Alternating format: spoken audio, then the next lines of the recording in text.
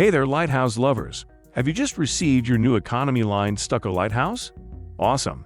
Now let's get those plastic windows and doors installed.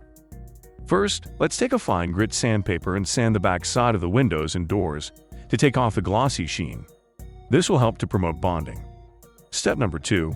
Take a hairdryer and put the setting on hot and put it on the windows and door. Then what I like to do is preform the window and door around my forearm. This will then bend and mold the window and door to the desired curve you're looking for. Step number 3. Use Gorilla Super Glue Gel.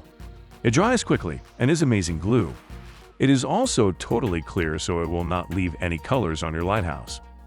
Simply take a small bead and apply all around the outside edge of the window and door and attach it to the lighthouse.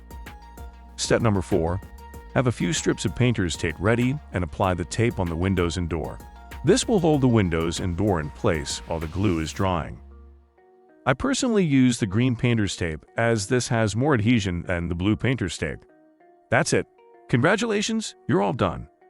Now, as our website states, we do not install the windows and doors for 2 reasons. Number 1 is several people like to add and put the doors and windows on several different locations or sections of their lighthouse, so this way you can put them exactly where you want them.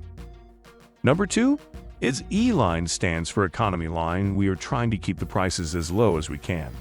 So, yes, adding the doors and windows takes time, and especially if customers order another 6 to 8 windows, it can get very time-consuming.